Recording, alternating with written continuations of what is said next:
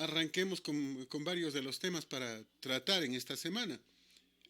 Uno de los que ha causado más asombro es este desfalco entre 500 y 800 millones de dólares al ISPOL, a las filas del Instituto de Seguridad Social de la Policía Nacional, en el que estarían involucrados cualquier cantidad de gente, pero que se muestra sobre todo en ningún trabajo que hacen los superintendentes, en ningún trabajo que hacen quienes deberían vigilar que esto no ocurra. Y la cereza del pastel es que una ley promulgada por Rafico, cuando no, determina que si le falta dinero al ISPOL, o al ISFA, o al IES, el Estado tiene la obligación de poner ese dinero. Es decir, es la estafa perfecta. Se llevan la plata y al final le pasan la cuenta al Estado. ¿Cuál es tu criterio? Buenos días, bienvenido a través de Radio Colosal. Buenos días, Fernando. Un saludo a todos quienes nos acompañan los días jueves. Sí, definitivamente, es que no es dinero de nadie, ¿no? Es que aquí es simple decir, bueno, si es que les hace falta, como dijo el Rafico, nosotros vamos a poner. ¿Quiénes éramos nosotros? Nosotros, los ecuatorianos, no Rafael Correa y sus secuaces, sino más bien todos aquellos que teníamos o tenemos la obligación de pagar el IVA, tenemos que pagar el impuesto a la renta. No solamente el servidor público, que también lo hacen, pero el que no paga definitivamente es el politiquero, aquel que llega por casualidades de la vida a ser presidente de la República sin haber ni siquiera administrado una tienda. Eso es lo que elegimos, Fernando, eso es lo que nosotros como ecuatorianos hemos puesto al frente. Hemos supuestamente puesto una persona de izquierda que vaya a repartir la riqueza y que vaya a detener a los delincuentes de los banqueros. Esta es la metodología y esta es nuestra forma de pensar, o la que piensan algunos ecuatorianos que solucionan las cosas, pero ahora nos vemos abocados a esto. ¿Quién controla las administraciones de estas instituciones, de estos seguros paralelos al que tenemos los ecuatorianos? Lo mismo nos han hecho en el IES y lo mismo ahora pasa en el ISPO, pero recuerda que al ISPO sí le van a pagar, al ISPO sí tiene la obligación de pagarles, el ISPO va a pedir que estos dineros le devuelva el gobierno o le devolvamos los ecuatorianos, pero el nuestro definitivamente sigue siendo manejado y manipulado por los políticos. La pregunta es, ¿dónde o de dónde vamos a sacar ese dinero, mi estimado Fernando? Y es ahí donde vamos a seguir incrementando las deudas que tiene este gobierno. No sé qué ha respondido el presidente, no sé cuál va a ser la actitud de ahora en adelante de la justicia, no sé si vamos a detener a todos aquellos delincuentes que robaron, y por lo tanto nos queda muy grande el interrogante o el signo de interrogación en lo que vamos a poder ver. Una novela más de lo que significa tener un gobierno de esta naturaleza. Un gobierno no que está presidido por Lenín Moreno, sino que estuvo presidido años atrás por la mismo o el mismo partido político de hace 10 o 14 años que nos viene gobernando. Esta es la forma de actuar y ahora lo que vamos a hacer es únicamente esperar qué va a hacer el gobierno, mi estimado Fernando. Me quedo pensando en el tema. No hay orden de prisión todavía para el mago Cherres, que es el principal implicado y responsable en este tema. O sea, es increíble que llega el inversionista y recibe la plata, y él a cambio entrega papeles, y jamás, nunca, en ningún momento, le piden que devuelva el dinero. Cuando debía devolver el dinero se acercaba y pedía más plata, más bien. Y le han entregado cualquier cantidad de plata, casi 800 millones de dólares. Y se dice que de los 800 millones de dólares, solo al último ha devuelto 250, pero recibió 300. Es decir, en la última ocasión recibió 300 y ahí le pidieron que devuelva algo, entonces ahí entregó 250 millones. O sea, estamos hablando de cifras que son altísimas y no hay ningún control, no hay ningún problema. Es más, en determinado momento les ha entregado documentos de deuda, de bonos del Ecuador más bien, documentos de bonos del Ecuador. Y recién están viendo si son originales, si son auténticos o son falsos. O sea, ¿qué nos pasa? No entiendo. Realmente aquí hay una concurrencia de mucha gente que comete delitos, incluidos ex generales de la policía que dirigían el ISPOL, porque ellos son responsables también. Y lo primero que tiene que hacerse es ordenar la detención de todos, pero parece que les van a dejar que fuguen primero para empezar la causa después.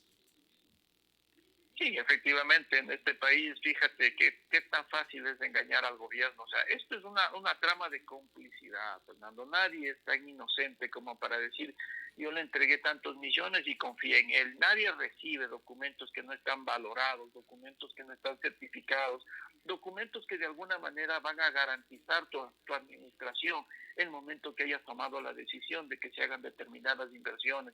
Todo esto tiene un proceso, tiene unos pasos a seguir y tienes determinados signos de ejecutoría bajo el término de que sean legales, ¿no es cierto?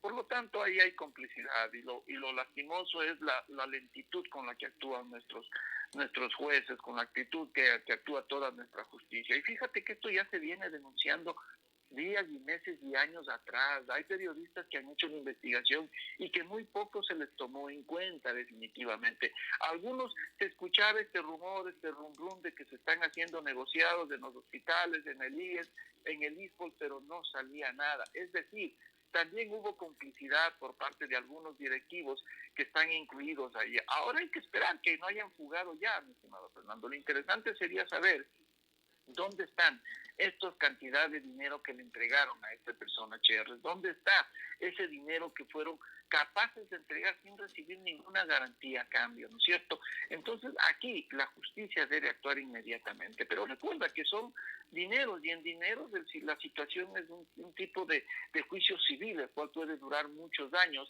y no vamos a encontrar culpables fácilmente o estos culpables ya estarán fuera del país o simplemente se irán a Venezuela o a aquellos países donde tienen cabida este tipo de individuos. Ahora lo que hay que pedir y exigir definitivamente es que el ISPOL investigue inmediatamente, que las Fuerzas Armadas o la policía en este caso, pues investigue inmediatamente y detenga a estos delincuentes para poder recuperar el dinero. Caso contrario, tendremos que reponerlo todos los ecuatorianos, cosa que en ningún momento estoy de acuerdo. Nos quedamos pensando en todos estos temas que siempre serán preocupantes y que necesitan que se resuelvan. Mira, ese es un golpe, porque al final, en el mejor de los casos detendrán a los implicados, pero recuperar la plata no lo harán. Y digo es un golpe porque dirán después, vea, la policía necesita, los uniformados policiales requieren ese dinero. O sea, aquí no es que hay que pedirle al Estado, hay que exigirle que devuelva. Y la policía debe actuar. La policía debe localizar a todos los implicados.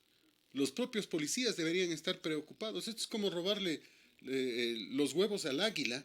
O sea, cosa que es imposible, pues, que no debería ocurrir. Si a la policía le roban, imagínate al resto.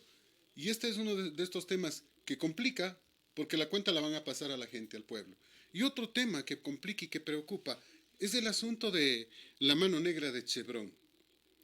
Ya falló la Corte Interamericana, la Corte Constitucional, la Corte Internacional de la Haya, acaba de fallar en contra de Ecuador y a favor de la compañía, obligando a que se rectifique la fraudulenta sentencia en Ecuador y que además se paguen indemnizaciones. ¿Por qué? ¿Será por un presidente bocón que inclusive contrató a artistas de Hollywood para que vengan a meter la mano en una poza y digan que es la mano sucia de Chevron? O sea, yo no entiendo, porque lo dijimos en su momento. Ecuador nada tenía que ver en este tema, era un reclamo de particulares a una empresa privada y Correa se metió en el medio. Y ahora yo calculo, y hay mucha gente que dice, mínimo pedirán $1.200 millones. Recuerda que les demandaron por 18.000 millones de dólares, fue la primera sentencia. La segunda habló de 9.000 millones de dólares que tenía que pagar la compañía a un grupo de vivarachos que reclamaban a nombre del país. O sea, al final esa es otra cuenta que nos van a pasar.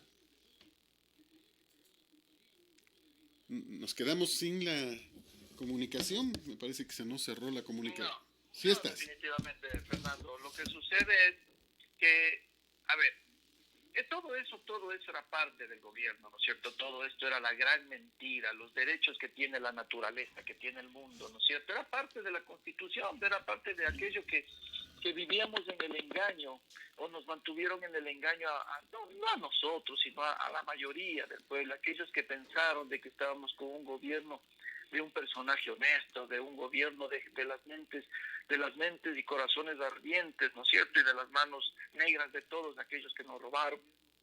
Esto fue una trama inventada y lastimosamente ahora pues el gobierno se metió también de cabeza ahí. También recuerda que los abogados ganen o pierdan, se les tiene que pagar, y esto va a suceder. Ahora la pregunta es, ¿qué pasa con aquellos dictámenes que se dieron aquí favorables a los reclamantes? ¿Y qué pasa ahora a nivel internacional? Chevron no se va a quedar con las manos cruzadas. Posiblemente diremos de que allá se compraron conciencias, de que la justicia internacional, es decir, vamos a seguir en esta novela muchos años más, estimado amigo. Algo que ya no lo podemos recuperar. Es que este es el problema, Haber hecho, ¿no? Mira, el problema es este. Este reclamo era fraudulento, ilegal. Ha sido declarado en Estados Unidos como una farsa. La justicia ecuatoriana ha quedado muy mal. Uno de los jueces en Estados Unidos en el año 2013 hace una declaración y admite que recibió $500,000 para permitirles que los abogados de Chevron hagan la sentencia. O sea, esto era ya írrito, ya se conocía. Perdóname, pero no había posibilidad de reclamarle un centavo a Chevron, porque el momento que Texaco, que es realmente la que estuvo en el país, se retira en 1994, Sixto Durán Ballén, que era el presidente de la República, les entrega un documento en que dice que todo estuvo bien, que les agradece por la remediación ambiental y que el país no tiene nada que reclamar. Es decir, no podíamos empezar un juicio si el propio presidente de la República dijo que todo estaba bien. La condena fraudulenta que originan un juez en Lago Agrio dice que la compañía debía pagarles $8,000 millones a los supuestos perjudicados. ¿Por qué digo supuestos perjudicados? Porque nunca justificaron la calidad de tal. O sea, imagínate, llega un señor y dice, vea, yo le mando a la compañía porque me ha perjudicado económicamente. Bueno, pero para tener personería y derecho a reclamar tengo que mostrar dónde queda mi terreno, cuántas veces o si está perjudicado, tengo que llevar peritos para que demuestren que en verdad soy perjudicado y que tengo derecho a reclamar. Ninguno de ellos hizo aquello.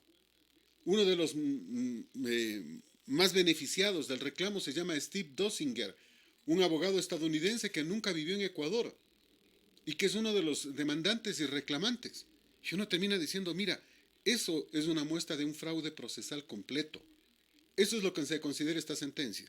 ¿Qué dice la Corte? Porque esta es última instancia internacional. ¿Qué dice la Corte? Que la sentencia en Ecuador debe ser anulada por írrita, por falsa, y que se debe indemnizar a Chevron. Es decir, hay una orden. ¿Cuánto o con cuánto se le debe indemnizar? Supongo que seguirán otro juicio. Pero si le demandaban por $18,000 millones, supongo que lo mínimo que pedirán de indemnización será unos $1,500 millones, que otra vez debe salir de los bolsillos del pueblo ecuatoriano. O sea, hemos oído hablar mucho, han pasado demasiados años, desde el 2003 que empezó esta causa que no tenía ni pies ni cabeza, apoyada en el 2012-2013 por Rafael Correa, hasta este momento en que, ya después de revisar todos los documentos y papeles, se dice que todo lo que ocurrió en Ecuador era ilícito. Entonces, la situación ya es compleja y simplemente, de acuerdo a la orden de la Corte Internacional de la Haya, solo habrá que fijar monto para que Chevron exige el dinero y punto.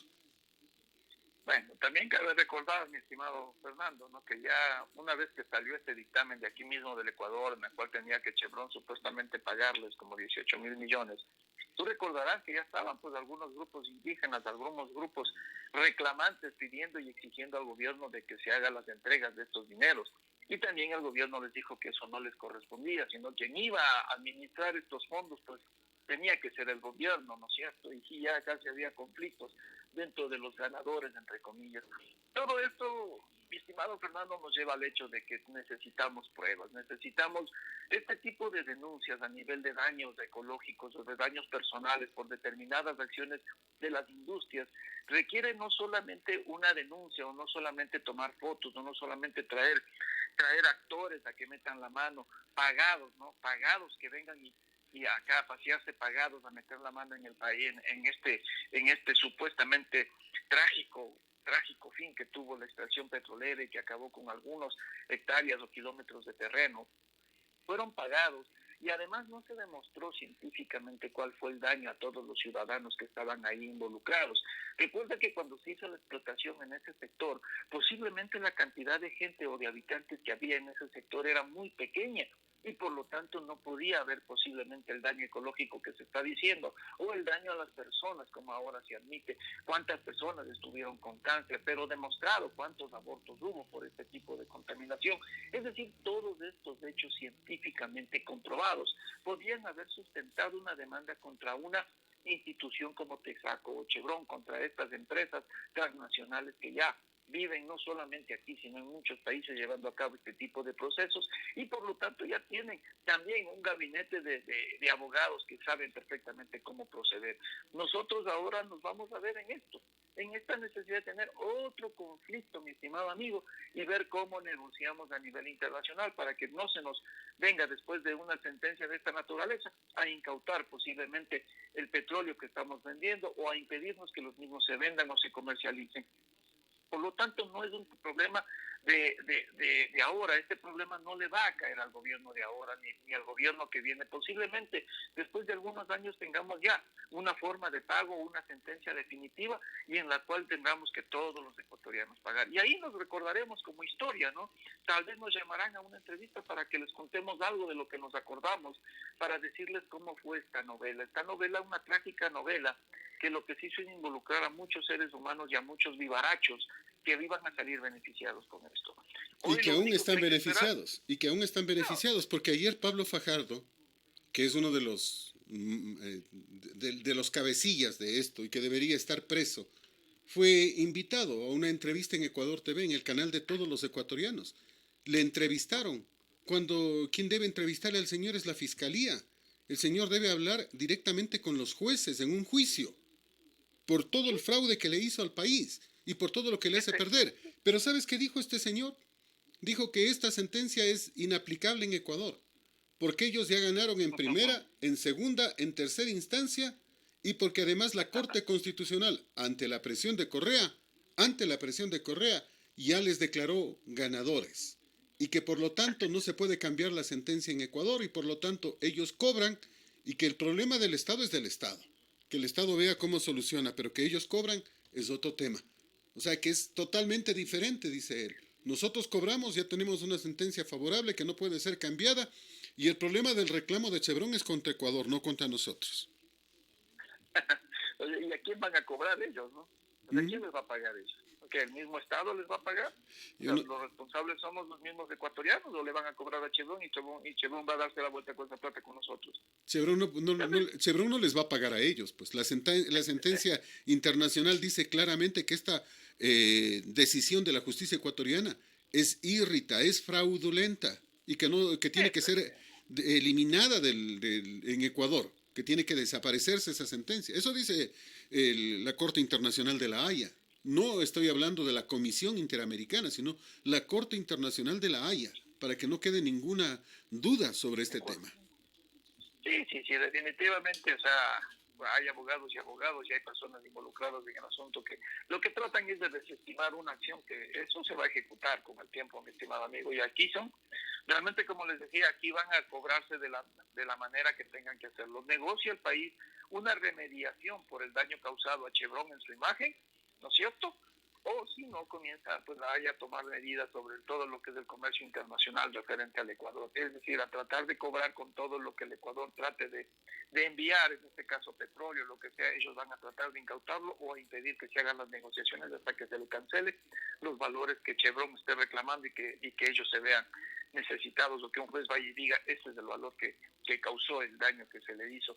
Pero sí, como tú bien dices, esta gente debería de alguna manera ser investigada, debería de alguna manera también Fiscalía, fíjate, a Fiscalía se le está llenando de cosas, se le está llenando de tantos trámites pendientes, de tantas cosas que le vienen desde atrás, de juicios mal empleados, de actitudes que no se debieron dar en el país, pero definitivamente la politiquería es lo que sigue perjudicando al país. Hoy tenemos únicamente que esperar en qué termina la novela, Fernando. Tenemos novela tras novela en este país, pero siempre son de esta naturaleza y de este tipo de fraudes, de hechos delictivos que nosotros tenemos como grandes acontecimientos semanales de nuestro país. Así no podemos continuar, mi estimado Fernando.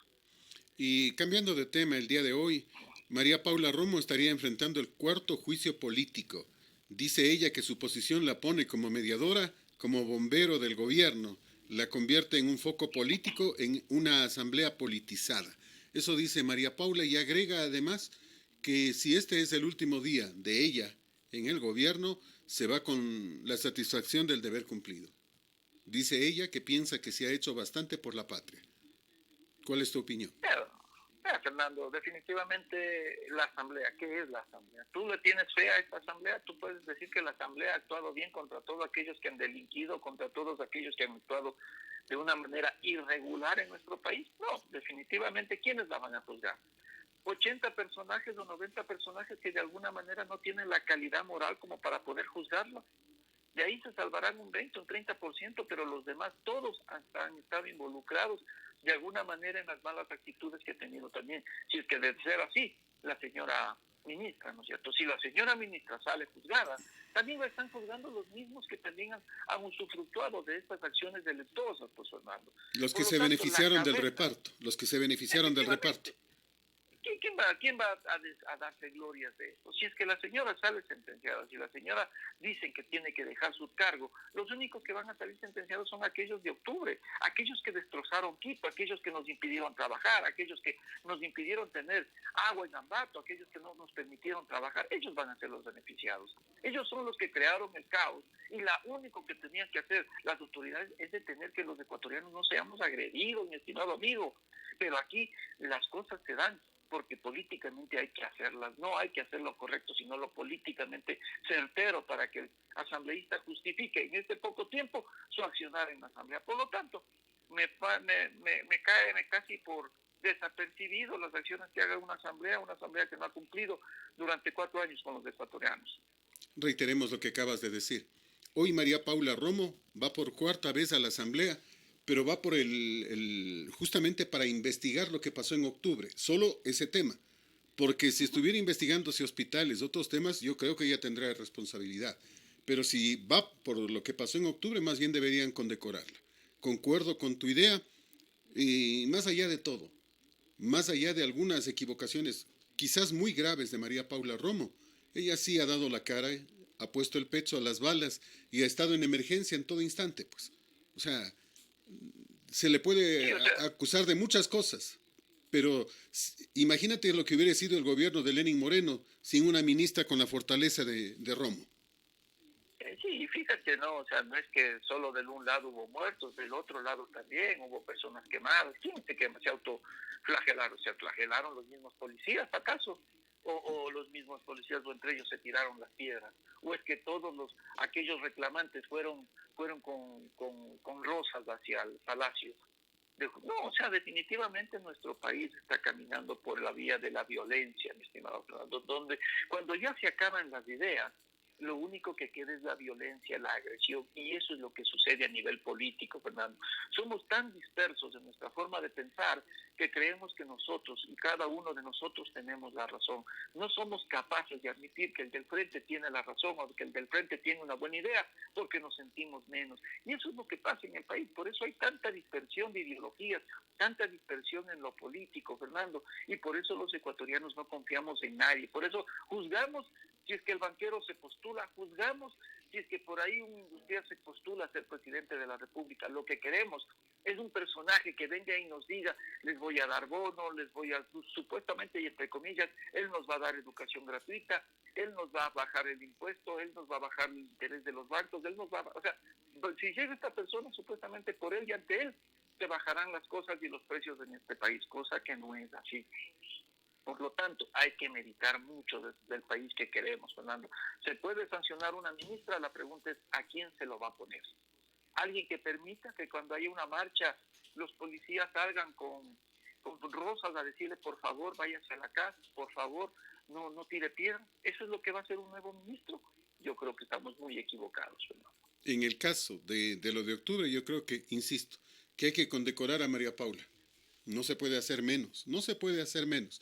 Yo puedo criticarla en muchos temas, en el reparto de los hospitales, en diferentes temas.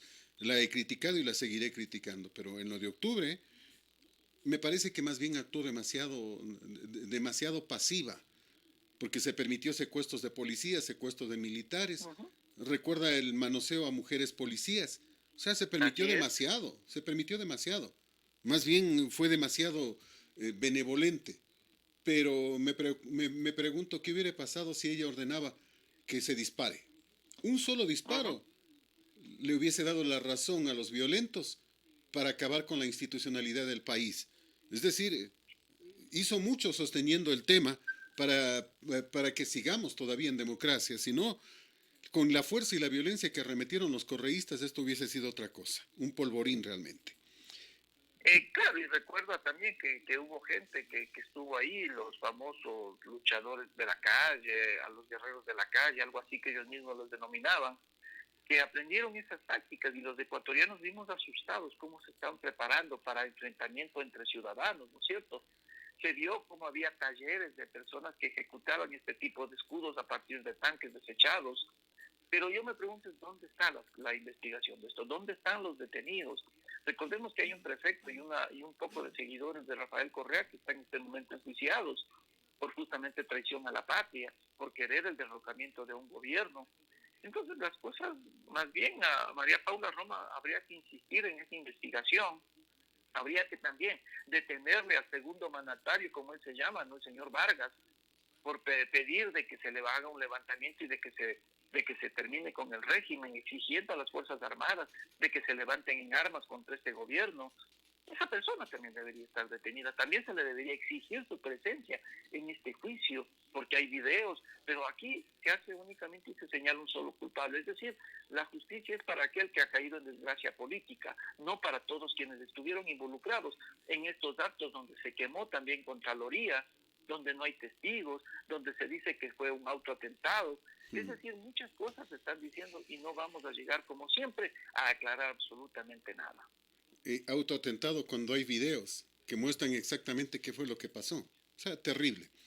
Hoy Diario El Universo informa que la ANT suspende atención en agencias y servicios en línea durante 82 horas. Tampoco los municipios podrán realizar matriculación vehicular porque los municipios se anexan para poder hacer la matriculación a la computadora de la ANT, que la van a pagar por 82 horas. Y después multa para el que no puede matricular, ¿no? Pues dime a mí, Fernando, yo ya estoy multado, tengo que pagar, tengo que ir nuevamente a hacer cola para poder matricular un carro. ¿Dónde está la gran ciudad, no? La gran ciudad que nos ofrecieron, la digitalización, que ya mismo se estaba, y se pagó ya, Fernando, se pagó por un sistema que nos iba a permitir, un software para poder matricular en línea. ¿Dónde está ese contrato, Fernando? ¿Dónde está ya la aplicación de ese contrato? Aquí se les dio plazo y hasta ahora no se cumple, porque es un software que te permite conectar directamente con el sistema de la ANT y puedes hacerlo digitalmente, pero se pagó como 400 o 900 mil dólares, no estoy muy seguro. $1 millón, $1 millón, yo sí estoy seguro. Sí, y fíjate, hasta ahora no podemos hacer nada. ¿Y dónde está la gran ciudad? ¿Dónde están nuestras autoridades que exijan, así como a la ANT, de repente nos pone una multa? ¿Por qué no exige que también se corra y se prorratee este tiempo, Fernando? ¿Dónde está la multa para estas instituciones que no cumplen con su labor o porque son del Estado? Pueden hacer y deshacer con el ciudadano en cualquier momento, ¿no es cierto? Seguimos teniendo un país y una ciudad que no hace efectivos los derechos que tienen los ciudadanos a ser atendidos en debida forma, ¿no? Me hace recordar un tema que es medio especial. Leía ayer que la prefecta del Guayas había multado con Ujú. 25 millones de dólares a una de las compañías que debieron haber hecho obra y que no hicieron. Entonces, me quedo pensando qué mismo está pasando, ¿no? O sea, la prefecta del Guayas no se va a quedar quietecita. Parece que le declaró una guerra a la compañía Hidalgo Hidalgo, una de las compañías que aparecen en estos temas de corrupción en el caso en el caso denominado Sobornos 2012-2016. Arroz verde. Ujú. Esta empresa es concesionaria de las vías en la provincia y no ha hecho las obras que se había comprometido a realizar. La semana anterior les puso una multa por 3 millones por otros incumplimientos y ahora les pone una multa de 25 millones de dólares a la intocable Hidalgo Hidalgo. O sea, la gente dice, bueno, pues parece que esta prefecta al fin bien parada para poner las cosas en orden. 25.8 millones de dólares. Esa es la multa. Fíjate, y no le ha temblado la mano, ¿no? No. Aquí por un contrato de un software, no lo pueden poner, Fernando.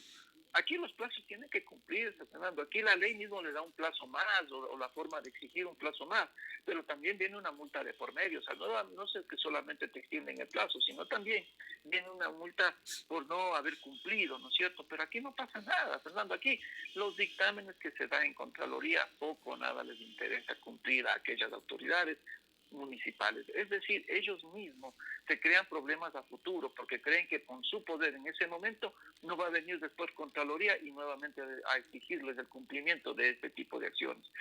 No podemos, por ejemplo, también si no pensar, mi estimado, ¿qué pasa ahora con el terminal sur de Ambato? Y eso ya debió estar funcionando. Contraloría de igual manera te da un tiempo en el cual tienes que recibir la obra y un tiempo en el cual tienes que ponerla a funcionar para poder comenzar a sacar los dineros necesarios para poder pagar la inversión hecha por el Estado, ¿no es cierto? Eso también hay que tomar muy en cuenta, Fernando, y aquí recién se va a estar o se está entregando el mobiliario, ya creo que lo terminaron y ahora recién están en la etapa de contratación de los espacios de comercio y de los espacios de servicio de comida. ¿Cuándo empezamos a funcionar con estos terminales, Fernando? Si bien es cierto, la pandemia retrasó un tanto el término, pero a nivel administrativo esto se lo podía llevar a cabo. Recuerda que esto se lo podía hacer por mediante computación, mediante información de esta naturaleza, pero aquí seguimos aplazando los inicios de un fortalecimiento que puede ser importante a nivel económico en la ciudad. Todo esto hay que tomar en cuenta. Los administradores municipales, los administradores de los bienes públicos parecen no recordar que ellos también pueden ser sancionados por no hacer que las obras y los contratos se ejecuten en los tiempos dados. Algunos de estos temas que son necesarios e importantes, irlos remarcando. Vamos al tema político. El Consejo Nacional Electoral, de forma sorpresiva, admite precisamente que dicen los correístas oficialmente el binomio Arauz-Correa queda inscrito para participar en las elecciones del 2021. Y estaban festejando y celebrando aquello, precisamente un documento con la foto de Correa y todo, en que supuestamente lo han admitido. Bueno, pues yo sonrío, pues porque esto no tiene lógica. Es como que alguien festeje el recibido en un papel cuando lo ubica cuando lo hace entrar en una entidad pública o lo manda a la justicia. Es solo el recibido, nada más.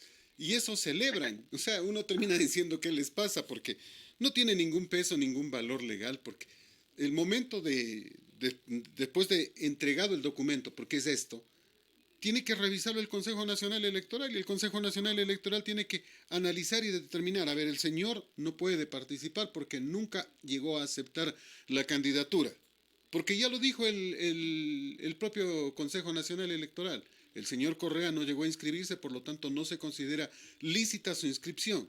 Si aparece en la papeleta, pues simplemente digo yo, es para decir que oficialmente el binomio Arauz-Correa queda inhabilitado para participar en las elecciones del 2021, porque al inscribir la candidatura de Correa se inhabilita electoralmente, por cumplimiento judicial además. Entonces ya simplemente ya no podrían participar. Esa es mi óptica y es mi visión. Hay otros que ven totalmente diferente desde el otro lado, ¿no? O sea, y tienen su derecho a verlo como quieran verlo, ¿no?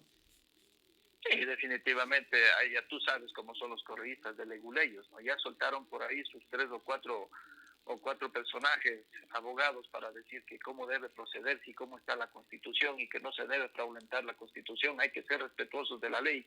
Y la pregunta es, si estuviéramos en el gobierno de Correa, ¿tú crees que se admitiría así de fácil que no venga a inscribir una persona y sigue insistiendo en esto?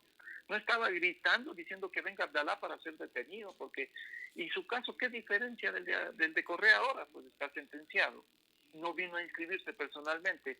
¿Qué le hace válido a un binomio? ¿No es cierto? No es que únicamente yo, como binomio, me puedo inscribir yo como candidato a la presidencia y mi vicepresidente puede ser después reemplazado fácilmente, como hizo Yacu Pérez. Entonces las cosas parece que en este país se manipulan de acuerdo a quién es, a quién está, ¿no es cierto? Y por eso no hay un respeto al orden jurídico establecido y por eso nos permiten los abogados leguleyar y engañar a la gente. Pero definitivamente, si a ti no te eligieron en primaria, ¿no es cierto? No puedes ser reemplazado fácilmente, y más aún cuando eres o de candidato a una vicepresidencia de la República o a la presidencia de la República.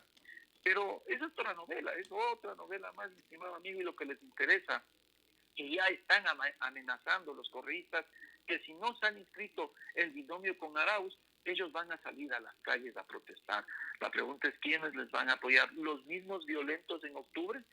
Lo que quieren también es que se anule la candidatura de Yacu Pérez para hacer el binomio de la revolución, para acabar de una vez con este país.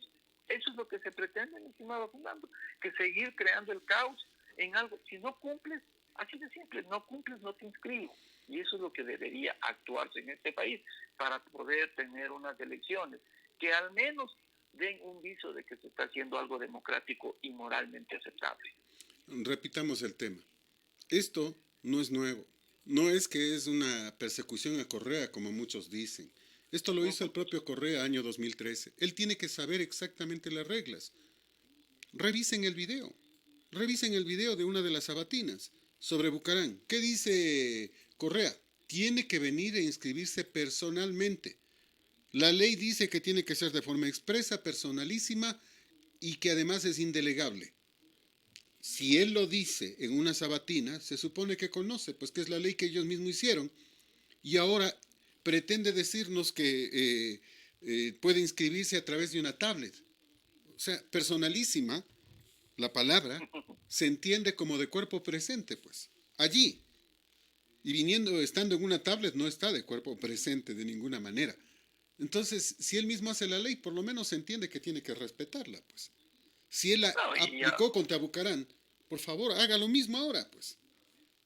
Y un abogado que le entrevistó un medio de comunicación, él dice que no, que eso recién se puso el 9 de julio del 2020, es decir, fue a dedo, mi estimado amigo. O sea, fíjate cómo las cosas se dan, cómo la mentira es más fácil de creer, ¿no es cierto? Y están soltando este tipo de individuos para crear el caos de la información, pero definitivamente yo me temo que quien está al frente del CNE, la señora Tamaín, pues definitivamente lo que quiere es esto, crear el caos para a ella un poco deslindarse del gran conflicto que tiene el que ha manejado y ha hecho lo que ha querido en el CNE.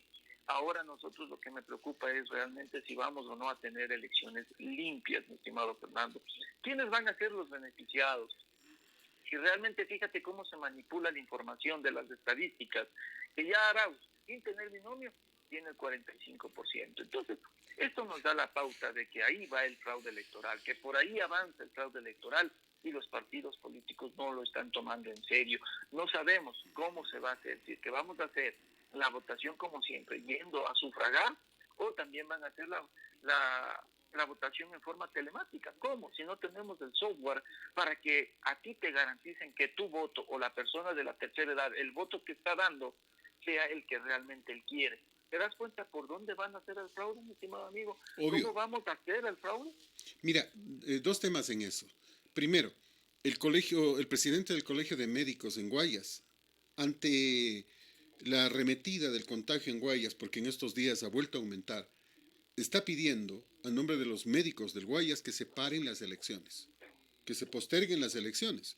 Es complicado, pero lo está pidiendo uno de los técnicos, que están viendo más allá de lo que nosotros podemos ver.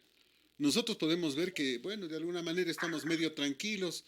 Ayer el alcalde de Ambato dijo que el 30% de la población, no, no es el 30, pero que ya se ha contagiado un porcentaje importante de la población, que significan 70.000 personas, el 20% de la población se ha contagiado, dijo el alcalde de Ambato.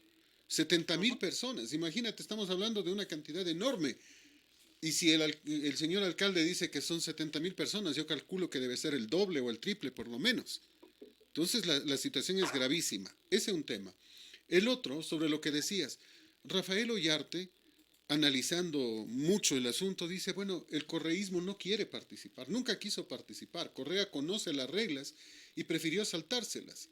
Correa no puso un candidato de verdad, puso un títere. Tenía ahí para poner a Aguiñaga, a Marcela Aguiñaga, a Pavel Muñoz, al propio Freddy Ehlers. Tenía para poner a gente de alguna forma más conocida como el Corcho Cordero o como Rosana Alvarado, etcétera, etcétera. Podía haber puesto otro tipo de personas, no un desconocido. Lo puso simplemente para que no participe. Y lo puso sabiendo de que no iba a participar y se puso él también sabiendo de que iba a anular la participación. No quiere participar, decía Rafael Ollarte, porque es fácil participar con un petróleo de 100 y con un Estado con dinero. Es complicado participar cuando el petróleo está en 40 y el Estado está quebrado. Entonces no participo, pero me quedo con la idea de que, y le vendo a la gente la idea de que he sido perjudicado, de que no me dejaron participar, etcétera, etcétera. Pero lo que hace Correa es todo lo necesario para que su binomio no participe. Entonces, esto también hay que explicarle a la gente, porque si no, el señor no va a participar y va a quedar con la idea de que es una víctima, de que el pobrecito no le dejaron participar, por lo menos es lo que se pretende vender entre la gente, cuando Correa ha hecho todo lo necesario, lo indispensable, para anular la inscripción de su candidato. Sí, definitivamente es otro tramo político, ¿no es cierto? Sabemos que a ellos poco o nada les importa el país, a ellos lo que quieren es mantener su estatus y la posibilidad, Fernando, siempre de estar en la mente de la gente, ¿no es cierto? Y es la gran oportunidad, si no le dejan participar, va a decir que por miedo, de que esa es la verdadera ideología de este país, de que ellos son la primera fuerza política, porque, a ver, si yo quiero participar, como tú bien lo dices y como bien señala el señor Ollarte, busco una persona que tenga la capacidad suficiente para manejar un país, no un muchacho que primero nace también de tener un padre que tiene conflictos con la justicia por haber hecho algunos negociados. El suegro también está involucrado en esto, porque son una familia que también estuvo muy metida en el gobierno de Correa y haciendo las negociaciones por debajo. Por lo tanto, ahí también hay tela mucho que cortar y no le va a interesar a esta familia también ser muy visibles por los tipos de acontecimientos que tienen. Parece que esta trama poco a poco se le está cayendo a Rafael Correa y tampoco el apoyo que ellos dicen de tener del 20-25% es cierto, Fernando. O sea, fíjate que no es que no se han hecho ni se han dado los pasos necesarios para que pueda inscribirse esta candidatura, sino más bien para crear el caos en el país y para sumar fuerzas por la situación económica en la que se encuentran, porque no podemos decir que no tiene la culpa el señor Lenín Moreno de una mala gestión, pero también nos ha jugado en contra pues a la economía un virus, un petróleo que ha caído de precio. Es decir, a todo el Ecuador se nos ha venido encima, económicamente nos ha perjudicado. Y esto lo sabe perfectamente Correa. Y como tú bien lo dices, ¿de dónde van a regalar tanto a la gente? ¿De dónde van a sacar para seguir siendo generosos? Para seguir creando empleos a través de aumentar el tamaño del Estado, que ahora tenemos un gran conflicto. Porque esa es la única manera de actuar de la izquierda. Cuando hay dinero, ellos lo que hacen es generar y crecer el gobierno, crecer los impedimentos para poder tú ponerte una empresa y pasar por muchas instituciones que te den el ok para poner esa empresa. ¿Y cómo haces eso? Creando mayor cantidad de empleo y, ¿sabes qué? Utilizando a los jóvenes para ese tipo de empleos y haciendo ver como que la economía funciona. Pero cuando ya se acaba el dinero, cuando ya no hay más para invertir, donde no hay más para gastar, pues ya termina siendo y pasando lo que está pasando, por ejemplo, en Argentina. Retornó a las manos de los Kirchner, ¿no es cierto?, de los kirchneristas. ¿Y ahora qué pasa? Tenemos un dólar que está costando un día 40 pesos, al siguiente día está costando 47, que tratan de detener, que ya han puesto más impuestos a las empresas y las empresas están saliendo de esos países. Entonces, al salir de estas empresas, hay mayor desempleo y la gente no quiere invertir en estos países. Por lo tanto, eso es lo que quieren los ecuatorianos. Efectivamente, por ahí es donde Correa está poniéndose el mismo impedimento para no demostrar la incapacidad que tienen de gobernar un país. Y el tema no solo va con Correa, el tema se extiende también a Yacu Pérez. O sea, ¿cómo se le ocurre al señor Pérez buscar candidata en Tinder, elegir a Marangoni, aprobarlas en primarias y después reemplazarla porque le parece? Cambia de candidata. Uno no tiene, o sea, no tiene idea de nada, porque ¿sabes qué? ¿Qué dice el señor Pérez sobre Marangoni que no la conocía? Y si no la conocía, entonces ¿quién manda en la candidatura? Pues ¿quién le puso? Fíjate, una candidatura que nació con el segundo mandatario, entre comillas, Leonidas Issa, como su segundo al mando o primero al mando. O sea, hubo tanto conflicto y tanta ambición de poder que el mismo Pachacuti también se terminó dividiendo y escogiendo al peor de los candidatos. Definitivamente al peor de los candidatos que todos los ecuatorianos debemos como el oportunista, ¿no es cierto?